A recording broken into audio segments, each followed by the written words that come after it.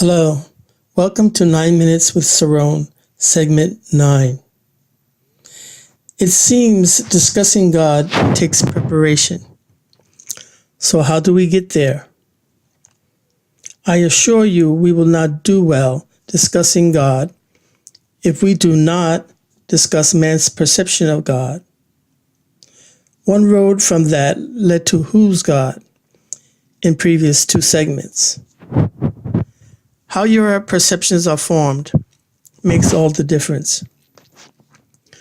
How can a person believe in and commit to an idea that they have no motivation for? Number-wise, every other person on the planet was introduced to some form of religion in their youth. Often they inherited the family religion. As a young person attending the religious ceremony, was it motivating? Motivating as eating is when hungry? Motivating as staying healthy for everyday life? Motivating as learning the new video game for hanging out with friends? Probably not.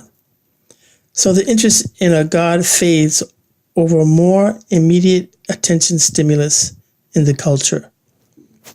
The prioritizing of your attention and commitments is complex indeed, and has lots to do with your adaptive worldview. Today, just the sound or image of the word God in public in any language culture opens a floodgate of emotions, alerts the mind, checks the mind guards, and recalls the defense positions. A must safeguard from hundreds of years of attack from both sides. We no longer respond from original human values for our purpose. We no longer respond from original human values for our purpose. We are cloaked in cultural veils. In your culture blanket, there are fabrics of behavior expectation, education fabrics, religion fabrics, ethnocentric fabrics, etc. All of these fabrics become veils or filters through which you look to the outside of yourself, responding directly from those filters. Your worldview is constructed from who you have become. Dressed in your cloak, Cyril Site researches Kahan, Brahman, Gastill, Cohen, and Slavic, 2009, to learn more of how we are all affected. One nasty consequence of these biased adaptations is that across world societies, there is a claim for the right way and the wrong way of doing things. This claim is a notion only. Until global communities, not their governments, deliberate and discover outcome-based solutions. The same thing happens on a small scale.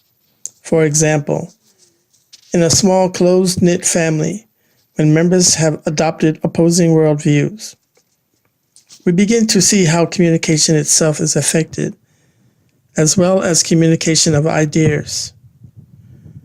During developmental stages, without the maturity that resource exposure and cognitive processing offers, the spiritual aspirations of young adults is deterred.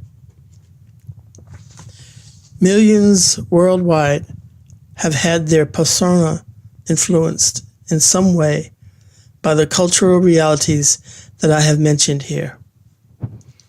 This may or not have been you, but it may have been someone close to you with whom you never shared the intimate trust level to explore very deeply this idea of God. In a collective extension of the cultural quilt, humans also use the group dynamic to create what is called confirmation bias, a sort of pre-agreement based on common interests and common view. See Springer, Confirmation bias, page 233 to 255. It is a tendency for people to favor information that confirms their preconceptions or hypotheses, regardless of whether the information is true. As a result, people gather evidence and recall information from memory selectively and interpret it in a biased way. Biased search, interpretation, or recall have been invoked to explain both attitude polarization and to explain belief preservation.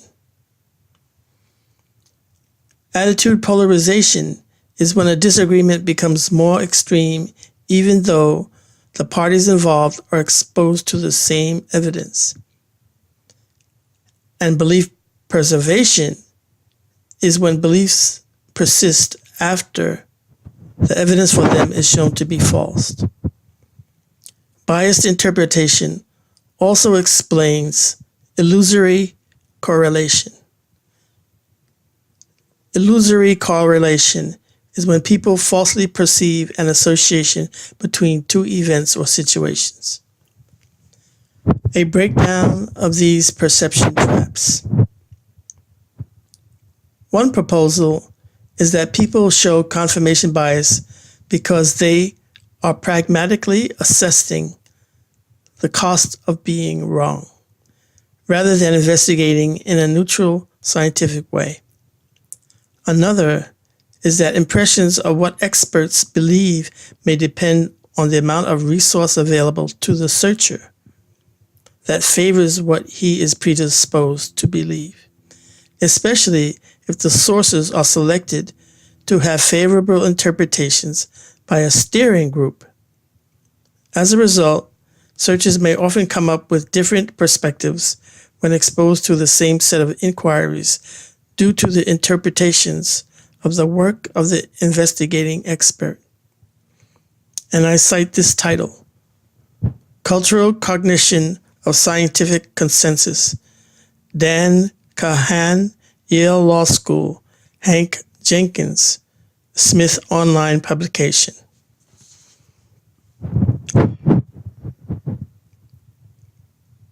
I have included here different citations, as it is extremely difficult for individuals to realize that they may be using borrowed beliefs.